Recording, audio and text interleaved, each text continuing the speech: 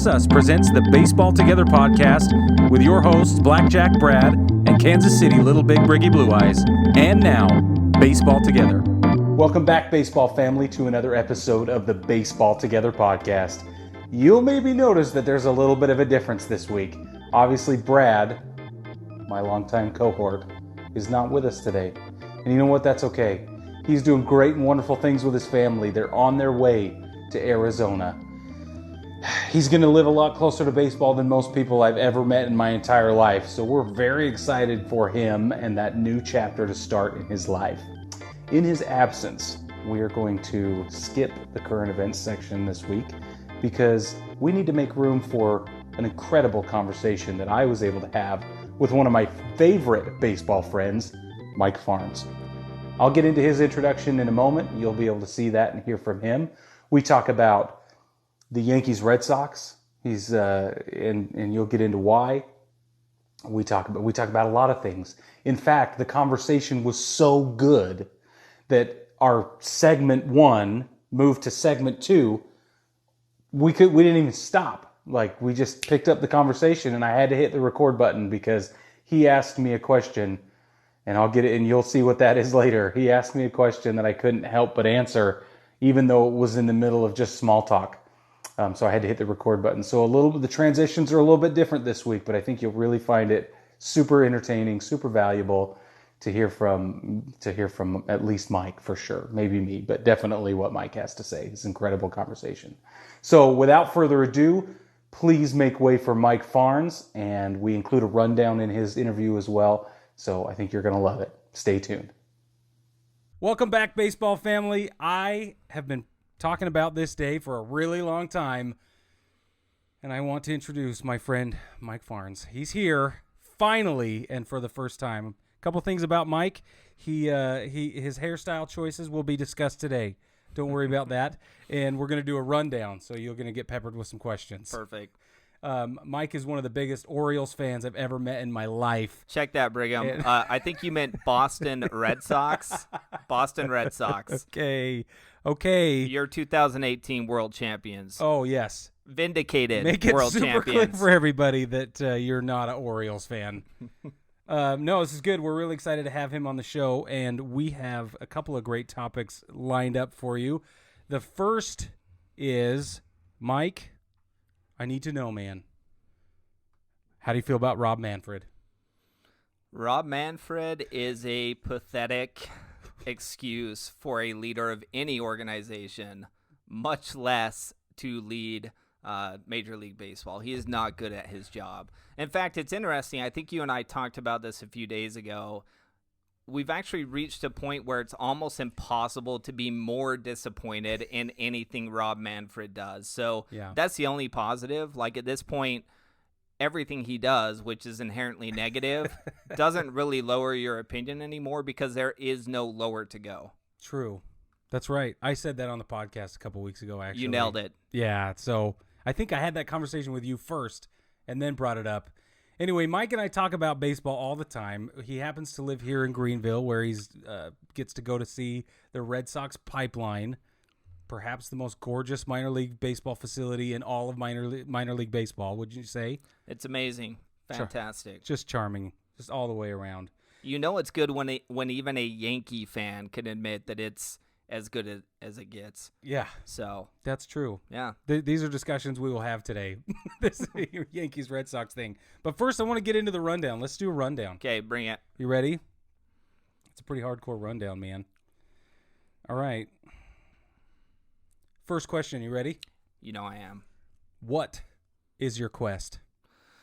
My quest. Wow. Apparently I was not ready. That's a really good question.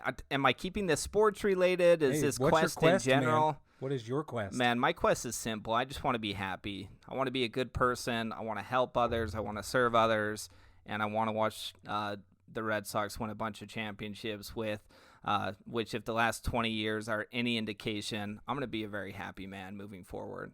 That's a great answer to Thank that question. you. Yeah. Next question. What's your favorite ballpark food? Ooh, favorite ballpark food. I mean, honestly, it's just traditional. I love a good hot dog. Yes. If you go to Fenway Park, which I have been to, they have amazing dogs there. So I love a good Fenway Park. I love a good drink at the park. So I like to keep it simple. When it comes to baseball, to me, baseball is about tradition. Yeah. And so I don't like to go new wave. I want to keep it classic. Nice. Great. What is your favorite color? Green. What? Yeah. Is it really? It is. No way. Yeah. So when we painted that wall, you must Loved have been it. enjoying yourself. Yeah, so obviously I'm a Red Sox fan. I mentioned that already. But what really drew me to Boston originally was I was born in 79, grew up in the 80s, and obviously in the NBA in the 80s, it was all about the Lakers and Celtics. And I was and still am incredibly passionate about the Celtics. Larry Bird is my favorite athlete of all time. Athlete, period. Wow. And so I started wearing green, and I don't know if you remember. In fact, you're probably too young. I'm quite a bit older than you, but they had the Larry Bird or the shirts back in the day that had the little body and then the big head. Yeah, for sure. But literally, I had a Larry Bird shirt like that when I was probably 4 years old. So I've loved Celtics. Wow. I love the green Yeah. as long as I can remember. Did you grow up a Celtics fan and a Red Sox fan, or was it something you discovered on your own? I mean, that happens. I mean, realistically, so I tell people I'm not a fair weather fan. I'm the most loyal fan you will find. That being said, I probably jumped onto my original teams because I was a fair weather fan when I was 6 years old. So, like I said, I grew up in the 80s. Celtics and Lakers are the teams that you cheered for. And so I chose the Celtics. And at that point, I lived in Utah. There wasn't a baseball team there. And so I was like, well, I love the Celtics. Turns out Boston has a really great baseball team as well. I should probably be a Red Sox fan as well. So I was not as diehard for the Sox back in the 80s. Really, that happened more in the late 90s, going into the 2000s. I followed the Red Sox always, but it became intense in the late 90s. That makes sense. That's the same reason I'm a Yankees fan. Yeah. 6 years old, pinstripes in the 90s. Life was so good. Yeah. So. Well, not for me at that time. Those are really bad memories. Really, really bad memories. Really dark, ugly. All right. What is the most outrageous thing you've ever seen or experienced at a baseball game? Oh, man. So I don't know about outrageous, but what I can tell you is it was awesome. So I am recently divorced, but I went to a Boston Red Sox game at Fenway Park with my ex-wife, Michaela, who's a wonderful person, and it happened to be when the Red Sox were playing the Yankees. And bottom of the ninth, Manny Ramirez hit a 4-1 a grand slam to end the game, a walk-off grand slam. That was probably 3 years ago, I think. So it wasn't weird as in it wasn't wacky, but it was just awesome to be a part of and to see that happen. So At Fenway. Yeah. It's awesome. It's insane. What's your favorite quarantine binge-worthy television series? Ooh. I know you've been binging. I have absolutely been binging. So there's a couple of shows that come to mind. Number one, Schitt's Creek. So being transparent, I'd been watching Schitt's Creek before the pandemic, but now I've really had time to dive into it and take it in and just enjoy the absolute humor and how glorious it is. So that's number one.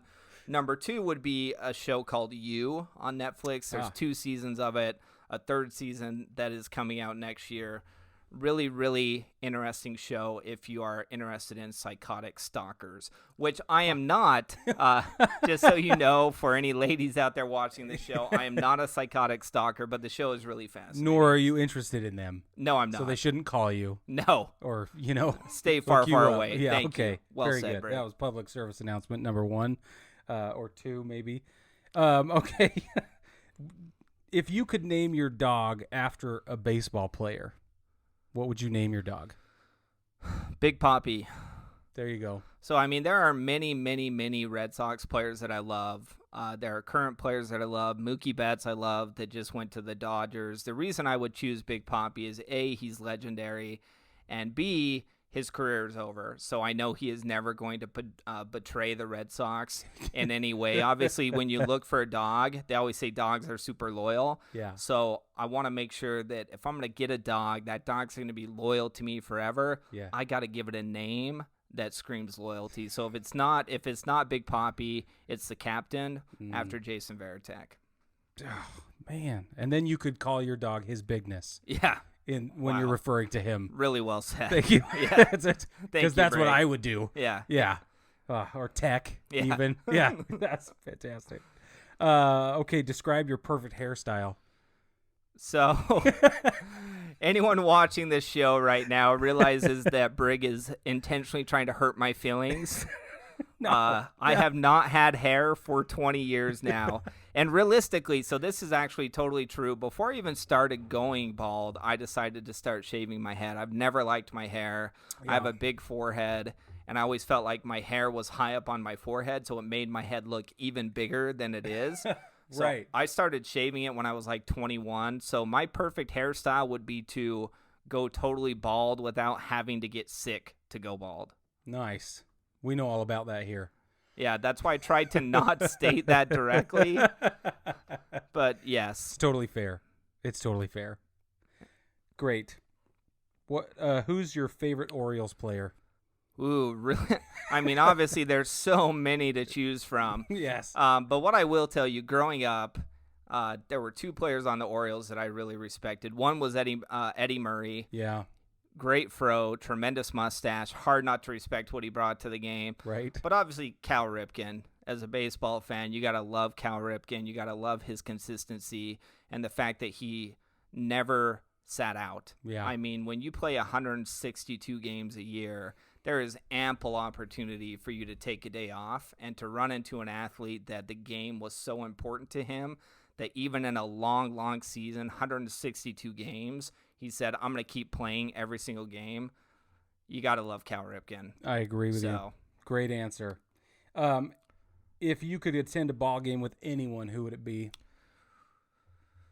Oh, man. So, realistically, I feel like I would probably go back to David Ortiz. Oh, man. And it's so the second answer would be you, Brig. Oh, man. But you and I have been to some games together. Yeah. We've been to Greenville Drive games. Yeah. I think that's fantastic because you and I are both big fans that can really just sit back and enjoy the beauty that is baseball. Like Right. there's so many people that just don't understand it. They think it's boring. But to go to a game with someone that understands it, that gets behind every pitch, makes it really fun. So I love that. Yeah. The only Thank you. reason I said David Ortiz first is simply because he could get me really good tickets, and I don't know that you can. Yeah, no, don't come to me for tickets. And I'm not a big fan of famous people. I've always said, like, if you think you're cooler than me, I actually have a problem with you. Not because I'm incredibly cool, but I just think all of us are created equal. Yeah, right. So I don't care that you're a rich, famous baseball player, but Papi is one of few players that I actually think would be a really cool person to just hang out with. I think he'd be super personable.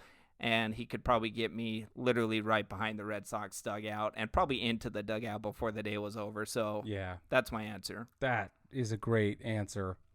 What is your Hogwarts house? Oh, man. Honestly, Val, it's an important question. It's a really good question. I'm glad that you brought it up because that's been a topic on Facebook. I saw you and Tiff both were selected into Gryffindor. I think neither of you agreed with that. No, I did not. So in my soul, I'm not a good person, so I'm pretty sure they wouldn't put me into Gryffindor, but damn it, I want to be a Gryffindor. So I'm putting myself in there. I'm hanging out with Ron Weasley. Yes. And I'm trying to hook up with Hermione. Sorry, Ron. Understandable. Yeah. It's completely understandable. What's your Patronus? Ooh. The Stumper. The Stumper. We found it. It's a silver baseball bat, the Silver Slugger. Oh, yeah. Wow. Yeah. That's a great answer. Sorry, I know it should have been an animal, but I went with the Silver Slugger, and I demand respect. Yeah, you can have it. Thank you, Brig. I'm going to literally tip my hat. Thank you. Last question. If your team were a beverage, what would it be? If the Red Sox were a beverage. I'm glad that you asked that. So growing up, Dr. Pepper was always my favorite drink. And I always said on the can, it talked about how it had 23 essential ingredients. And I've always joked that when you reach heaven, when you reach God's presence, he adds the 24th flavor. Whoa. And that the 24th flavor is freedom/Red Sox glory. And so I would say Dr. Pepper would be my drink, only that it would be with the addition of that 24th flavor of glory and freedom. Wow. Thank you. I mean, that might be the best answer we've ever had on the show. What do you guys think? I have to take a nap. Yeah. After that. Wow. Now you know why it's so exhausting to be me. These are the types of thoughts flowing through my head on a hourly basis. It just keeps coming. Yeah. It's like, disturbing. It's not right, but they feel good. Apparently there's no controlling it either. Absolutely no control. And honestly, very little desire to control it. Oh, I see. So it's an acquiescence thing. That's correct. Okay. Is it resignation or is it just a gleeful acquiescence? It's definitely more of a gleeful acquiescence. Okay. Yeah. Awesome. I've always said if I could find another me to hang out with, I think we'd be so happy. Like, we don't have to accomplish a hell of a lot. We just want to watch some baseball. Right. Have a few drinks, have some hot dogs, and have a good time. That's not that much to ask for. And really, if you look at it, you could avoid work or double your workload and then your salary. Yeah. Right? You could either work half as much for the same pay with two of you. Wow. Which I think would be the epitome of your dreams come true. It really is. It's amazing. I hadn't thought about that. I had always just thought about most people can't stand me. So if I found another Mike, we would actually get along. We would have a good time together. I hadn't thought about reducing my workload by half, which, by the way, I have no problem doing. Right. That might be like the epitome of your goal set. Yes. The top of Mike's goals are no longer working, also getting paid. And that's the end of our show today. Thank you, everyone. Welcome, Mike. Thanks for coming. We are going to take a quick break, though, and when we come back, we're going to get into some Yankees Red Sox history, because what else would we talk about?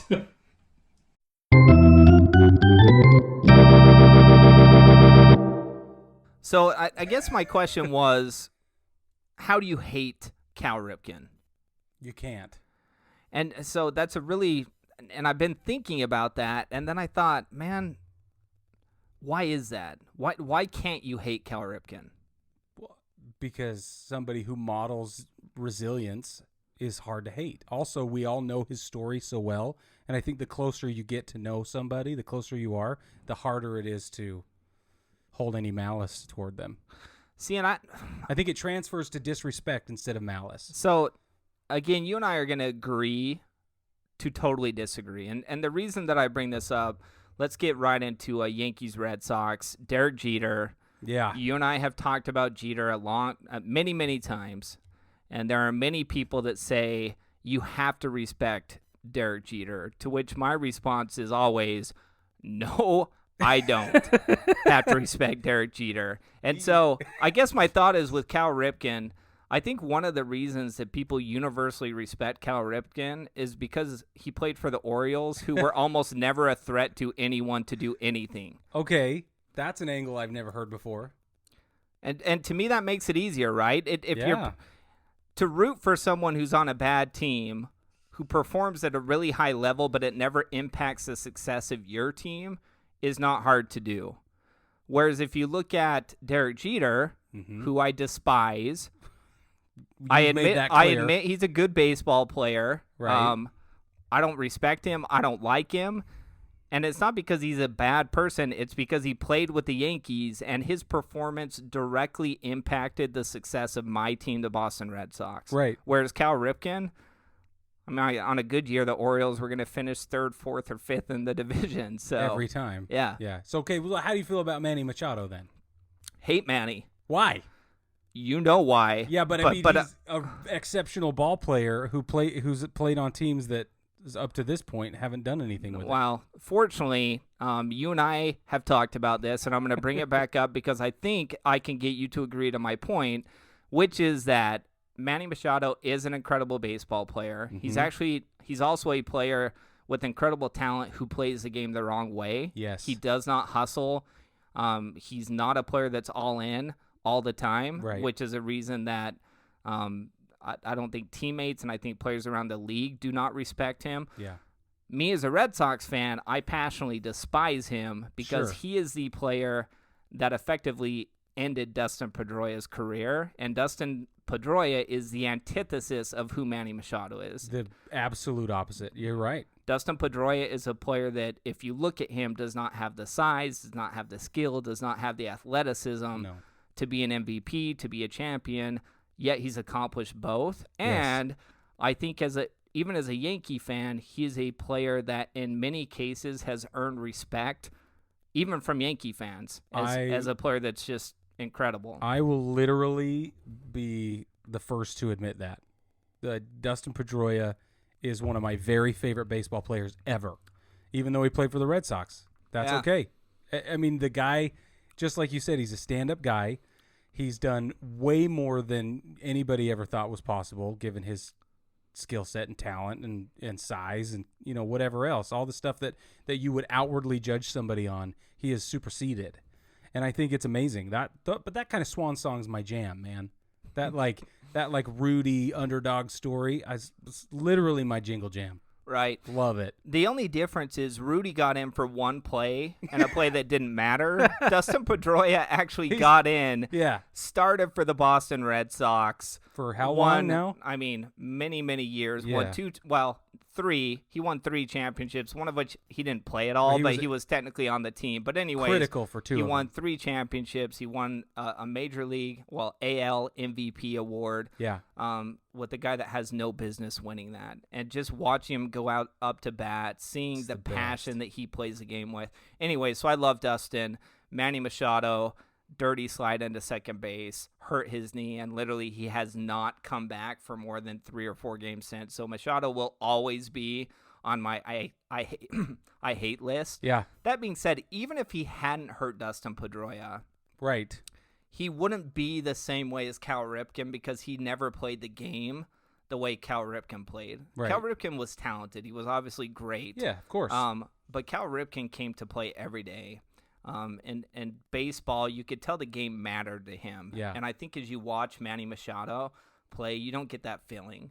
I agree. He's a guy that's uber talented. He's a guy that if he had the passion of a Dustin Pedroia, of a Cal Ripken, can you imagine what he would do? I think what we see is something like Mookie Betts in that case. Yes. Someone who reveres the game. There's a lot of respect there, maybe a little bit of reverence even for the history and what's come before him. And that's what I think of, right? Yeah. And I wish another player we have to bring up is ARod. Because this comes back down to that Red Sox Yankees stuff that I want to get into. Welcome back to the middle of our conversation. We just couldn't wait. We kept going, and it was time. So I wish ARod had played the game with more respect than he did. I always think about what we wanted to talk about, for those of you watching and listening, was some of our favorite moments in Yankees Red Sox history. And we've come at it from completely different angles. And one of the moments that I always think of in the opposite is the slap. Right. So, and when I think of ARod, and I think moving from Machado to ARod is makes sense as a sequitur, I suppose. That to me, it's the guy who had everything, could have done anything, was the best at everything, and then squandered it on PEDs and but even beyond that, on the way he played the game was just not quite at that caliber, and it hurts my feelings. Like, I have a hard time talking about ARod because it really bothers me, and I wonder if he's not actually a sociopath. But I don't know. I didn't say that.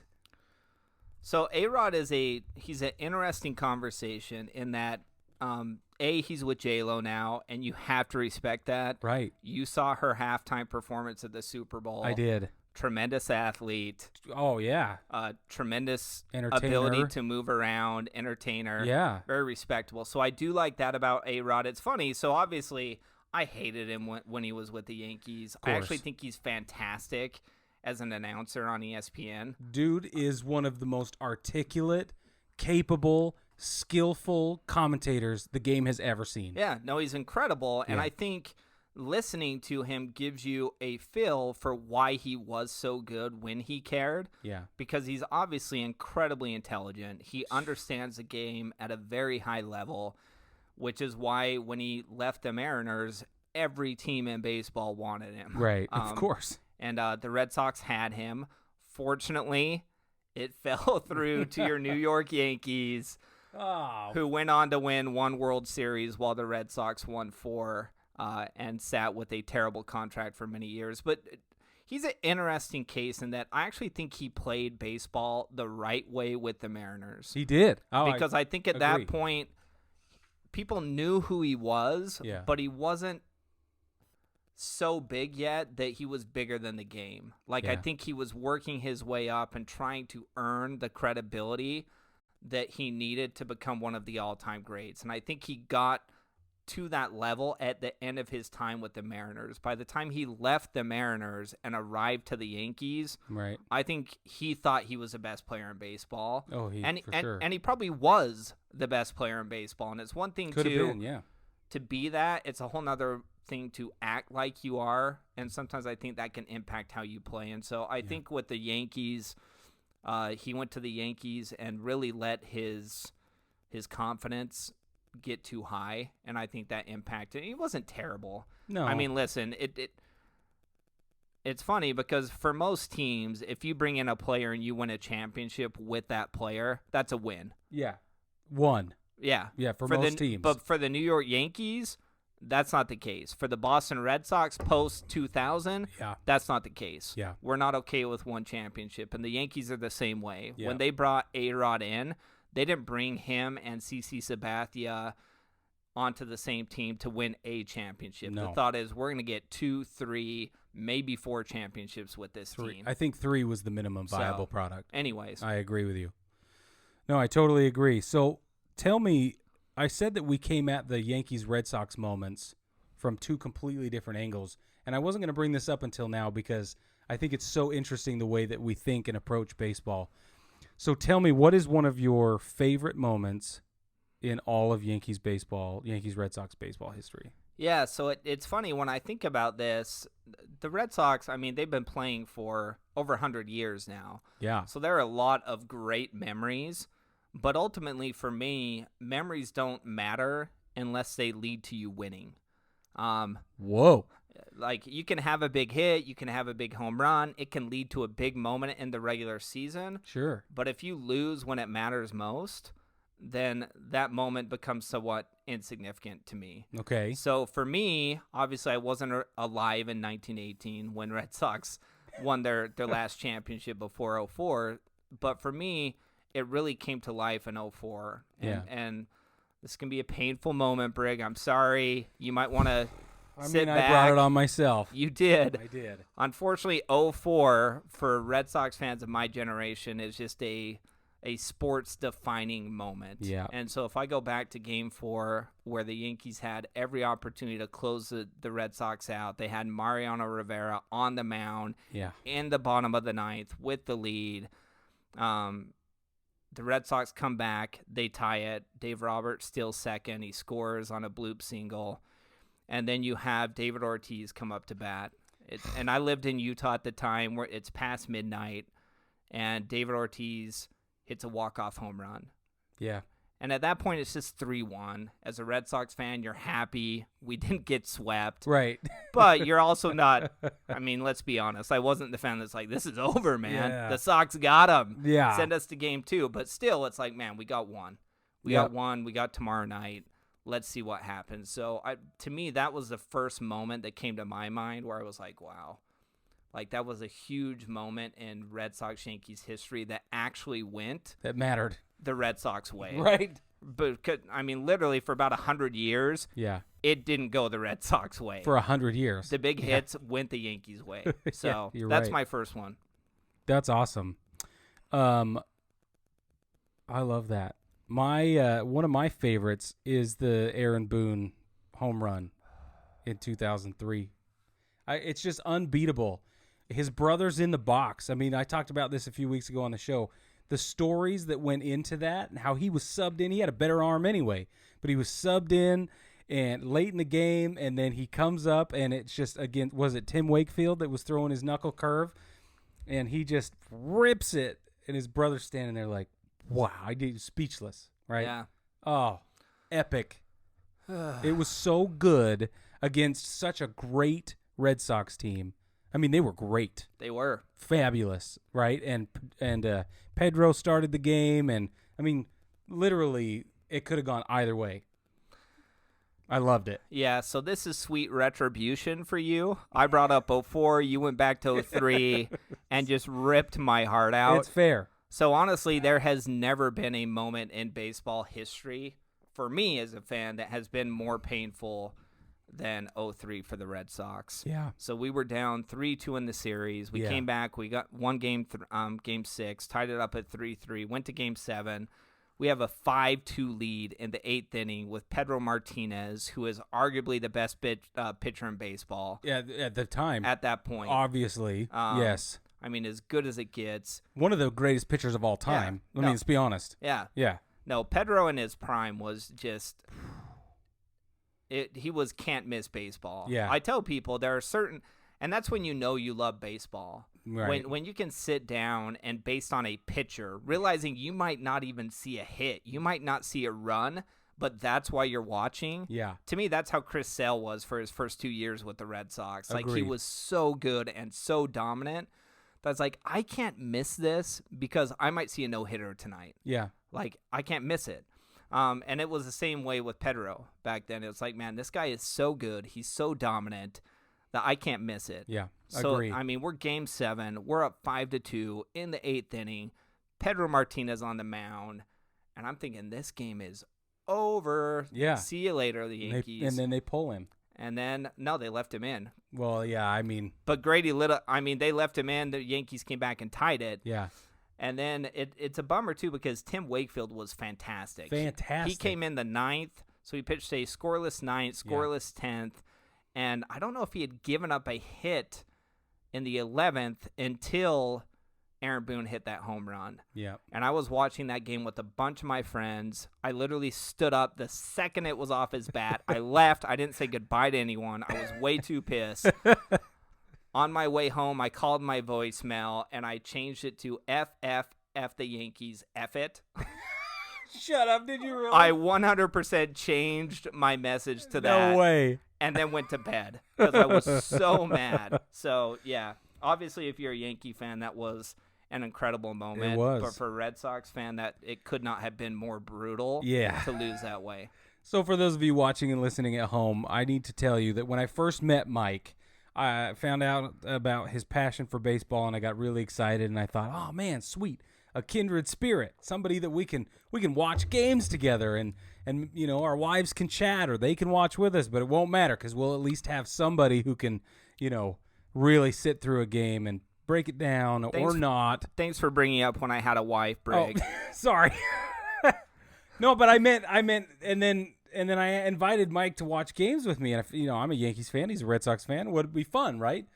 Man, he shut me down so hard. He said no. Tell him what you told me.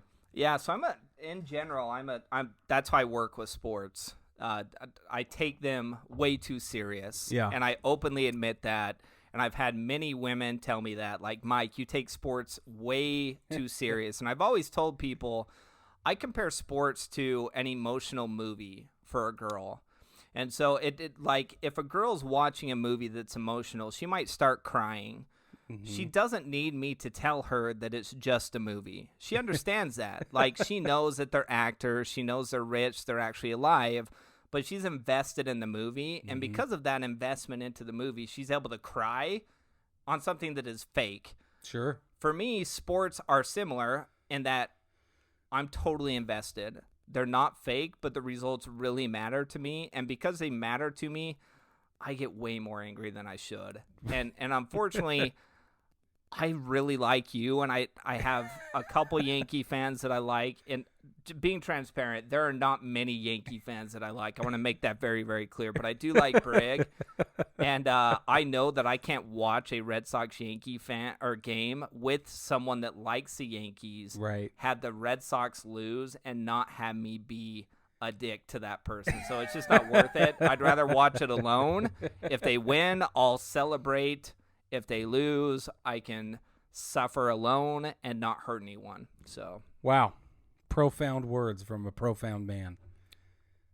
Just truly. Give me another one of your favorite memories, Yankees Red Sox moments. Yeah, so I'm going to go back to 2004. Okay. And we won't talk about every game in this series, although every game from Game 4 through 7 has a significant moment that absolutely should be talked about. Yeah. But I think Game 7 of the championship series really had two key moments for me. So number one was in the first inning. Yeah. Johnny Damon gets on base. He gets to second. Manny Ramirez hits a bloop single. But at the single, Johnny Damon had to hang up for a little at second to make sure it got through. Once it got through, he tried to go home. Yeah. And he got thrown out at the plate. Yes. And as a Red Sox fan, I remember thinking, man, this sucks, because all the momentum that we built over the last 3 games just got stolen at the plate by Jorge Posada, who just tagged out Johnny Damon. Who's amazing. Yeah. Completely underrated.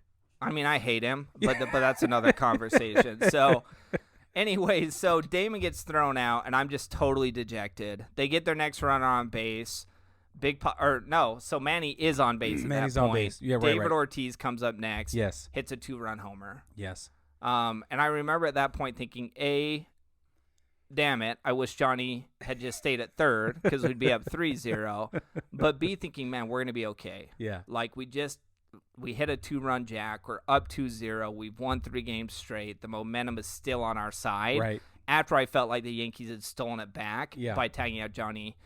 And then going on to the second inning, 2-0, if you look at that series, the Yankees were scoring runs. There is no safety in a 2-0 run lead. No. In fact, and we'll get into this here in a little bit, but so second inning, Red Sox are up 2-0.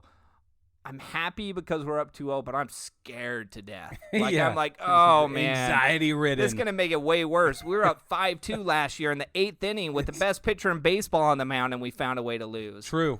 And the potentially or arguably the best knuckleballer. Yeah. You know? So we load the bases in the second. I can't remember. Brown was your pitcher. I can't remember his first name right now. But we load the bases. They take him out. So they load the bases, bring in Vasquez. Yeah. Johnny Damon's up. Johnny Damon has hit just over 100 for the series. And he just erupted in Game 7. So he comes up Game 7. Vasquez throws a first pitch. Johnny Damon hits a grand slam. Oh. And the Sox go up 6-0. Oh, my gosh. And for me, that moment was the first moment as a Red Sox fan where I could take a deep breath and be like, man, even this Yankee team who scores a lot of runs, something incredible is going to have to happen for them to come back from 6-0 on a team that's playing the way the Red Sox are playing right now with the momentum they have right now. So those 2 home runs combined are kind of that second huge moment for me. Man, I feel like every time I talk to somebody about Yankees moments with their team, they touch my dark spot. Like they pull out their little dagger and they just slide it in and then they wiggle it around. And I just can't handle it, man. So I'm going to touch your dark spot too, because one of my favorite moments is when Johnny Damon put on pinstripes. Not because I love Johnny Damon. I respected him as a Red Sox player. I thought he was great. His caricature was better than who he was in real life, I think. We built him up in our minds to be this with the long hair and the beard and everything, that he represented the blue-collar worker, the blue-collar fan at Fenway. And it was just this hustle mentality, this refusal to lose. I mean, everything about who he was in Boston was literally stripped away when he put on pinstripes. He cut his hair, shaved his face, and he kept some of his hustle, but it just wasn't the same. So part of the reason I loved that, even though it wasn't the greatest move, was that it was hard on the Red Sox fans. I loved that. And I know that's vindictive and mean-spirited and all that stuff. But just like you said, like there is that element in the relationship between the two teams that you just have to acknowledge. Man, And it was sweet. It was not sweet. It was absolutely terrible. So I can tell you, Johnny Damon was my absolute favorite Red Sox player. I loved everything about him. I loved his beard. I loved his mannerism. I loved his long hair. He was, for me, what the Red Sox were in 03, 04. I had a number 18 jersey, which was his number with the Sox. They won the championship. I was like, man, Johnny Damon went off in Game 7 against the Yankees. Like, this is my boy. And then he shunned the Red Sox. He absolutely shunned them.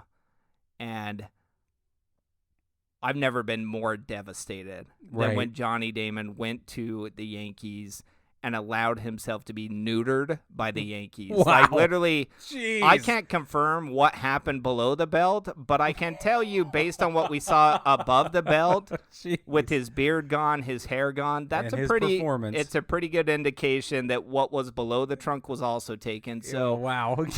A terrible decision by Johnny Damon, and he went from being my favorite player in baseball to probably my most hated player in baseball. Yeah. But he did win. I think he got one with the Yankees, didn't he? So, yeah, I think so. And you made up for it by later signing Jacoby Ellsbury. I think that worked out well. So. Oh, my gosh. That was one of the worst deals in all of Yankee trade history. See, in Jacoby, it's interesting because Jacoby was obviously great for the Red Sox. Great. Won or at least one, if not two championships. I think he only won one. I think he won won one with the Sox, but he was fantastic. Truly. Like, total all-around player, great in the field, great with the bat. Yeah. Clubhouse guy. No, clubhouse guy. Totally. Loved him. Yeah. Beautiful. I mean, just a very handsome gentleman. Absolutely. My difference with him is I felt like the Red Sox really tried to keep Johnny Damon. Yeah. And that Johnny Damon said no, and then didn't just say no. He said no and chose the arch rival. Yeah, right. It Where, was a hard no. Yeah. Whereas Ellsbury, they didn't care. The Sox just didn't have the money at that point. Right. They didn't have the money to keep Jacoby. And when we went into the offseason, we knew we were going to lose it. Did I love that he went to the Yankees? No. Right. But did I understand that the Red Sox didn't really do anything to keep you, so you have to go somewhere? Mm-hmm. Yes, I understood that. Unfortunately, that's the history of Red Sox-Yankees baseball. It is. If you go back and look at it, who is a great Yankee that you can think of that went on to play for the Red Sox? We should look it up. It's like non-existent. It there are takes a minute players to think about it. Yeah, there are players that have done it. There are players that have been on both teams. Yes. But they are not significant players. Well, because you think of Roger Clemens, David Cohn, Wade Boggs. I mean, Johnny Damon, Jacoby Ellsbury, but that went the opposite way. All those players were Red Sox before they were Yankees. Yeah. You've never had. I honestly don't believe there's been one transcendent Babe Ruth. And granted, the Red Sox sold him, but still, there has never been a transcendent Yankee player that went from the Yankees to the Red Sox. It's always the other way around. And honestly, George Steinbrenner, rest in power, George. Rest in power. Rest in power. Amen to that. I feel like George loved that, man. I feel like George, like if he could bring in a Wade Boggs, a Roger Clemens, a Johnny Damon, someone that had been an amazing Red Sox player, and then turn them into a championship winner with his team, like how much more devastating is that for a Red Sox fan? I think George, wherever he is right now, is very happy. And a genius. And he was totally a micromanaging, fanatical genius. I mean, it's hard to discredit what he did. I agree. I hate him, but he won and won and won. So constantly in that turtleneck. You know what I mean? Amen. Like, if you can do it in a turtleneck, imagine what you can do in a T-shirt. Yeah, for real. I just hope that he's up there ordering people around and winning whatever championship baseball games are being played in heaven. I guarantee there is no up there for George Steinbrenner. wherever he is not up from where we are now. Okay, well, wherever he is, he's winning championship baseball. I guarantee he is. Yeah, and ordering people around and maybe said. micromanaging whoever's in charge. Yeah. But the baseball's never been better than it is where he is right now. I think we better end with one more. Okay. And then we better be done because we could go on for hours, which I think we should eventually. Yeah. Let's just stack it up. No, we got a lot more to talk about. We do, because we haven't even gotten into the DH, the universal DH, the Hall of Fame. The Hall of Fame discussion. We got a lot to talk about. Man, and so here's the thing for all of you watching and listening. Mike and I disagree on as many things about baseball as we agree on. And it's just, that's what makes our baseball discussion so much fun. And we always lament that we don't have the recording going when we're in the car or when we're sitting there just shooting the breeze out on the patio or whatever it is, because we have some solid gold discussions and you can't hear them and we barely remember them. So anyway, last for right now, your favorite Yankees Red Sox moment. So the last moment kind of goes against what I talked about earlier, which is if the impactful moment doesn't lead to something really incredible in terms of championship glory, then who really cares? Okay. But the last moment did lead to something that was really, really cool. So Big Papi was incredible for the Red Sox, but he went through a 2-year period with the Sox toward the end of his career where people thought he was done. Yeah. And honestly, I remember thinking as a fan, man, Papi just doesn't have it anymore. All the Yankees fans had their Jobu shrines up. It's like there was a period from 2003 through 2013 where Papi came up to bat with a game on the line. I said, this game's over. Like Papi's going to he's going to deliver. Right. This game is over. And couldn't pull it off. We won it in 13, 14, and 15 were a different world. The Red Sox did not play the same baseball, and David Ortiz was not near the same player. And so that takes us into the 2016 season. Papi announces he's going to retire at the end of the season, which is heartbreaking for any Sox fan. But also watching him in 14-15, you're like, man, I get it. Right. Like, realistically, this is not the same player. Pretty self-aware decision, maybe. Yeah. And a couple of things happened. One, he came back in 16 and had an incredible season. Yes. Batted over 300, hit a bunch of ribbies, had a bunch of home runs. And at that point, every Sox fan is like, why are you retiring, man? You still got more in the tank. We need you, Big Papi. But in April of that year, Red Sox are playing Yankees. Before the game, Kevin Millar, who was on the 2004 championship team, makes Big Papi aware of a fan named Maverick, who had heart and lung issues, who said Big Papi was his favorite player. And so Big Papi's going into this game against the Yankees, and he decides that he's going to pull a Babe Ruth. Yes, your Babe Ruth, Brigham. Our Babe Ruth. And he says, I'm going to hit a home run for you, man. So they go into that game. Big Papi ends up facing Betances, who at that point had been ridiculous. I think he had faced 38 total batters, struck out, I believe, like 23 or 24 of the 38 batters that he had faced, and Papi hit a home run. So again, it's a home run. The Red Sox won that game. I actually believe they swept the series. Mm-hmm.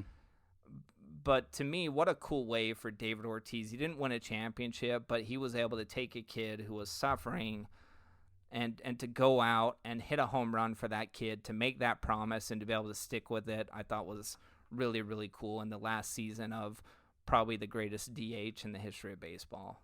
Wow. So I 100% agree with you. And I'm not going to follow up with that. I think that was poignant and well said and excellent. So, baseball family, we want to know what you think. Those of you who have rivalry moments that you want to share with us, please do. Please don't forget to like and subscribe. Share the podcast with your friends. This is a growing baseball family, and we really do believe that, don't we, Mike? Like, this is our family. We do. This is our baseball family. So we want you to be a part of it with us. We want you to be a part of it with your people. Let us be a part of your baseball family as well. Don't forget to jump on the shop. It's 9plusus.com. I'm wearing my America trucker cap. It's mesh back, snapback, because, that's how I roll. I bought 3 shirts this week, Brig. You know that. You did. So super solid. Get on there, guys. It's amazing stuff. It's great stuff. Thank you. Appreciate it. I'm wearing my perfect shirt right now. We're having a great time with the shop. Lots of fun designs coming out all the time. And we just released our Pirate Baseball one a few weeks ago. And we have Corona masks. So if you need a mask that you can do the lawn in or maybe go grocery shopping in, we have a couple of those stretchy masks that you can use as headbands and different things like that. But don't forget that you can interact with the show as well on baseballtogether.com, and we welcome your comments. We welcome your your feedback. We want your snide remarks as well. So jump on there, send us an email. We'll be happy to cover whatever it is that you want us to cover in the show. And baseball family, with that, thanks, Mike. Appreciate it. Appreciate it. Bye, baseball family. And we'll catch you next week.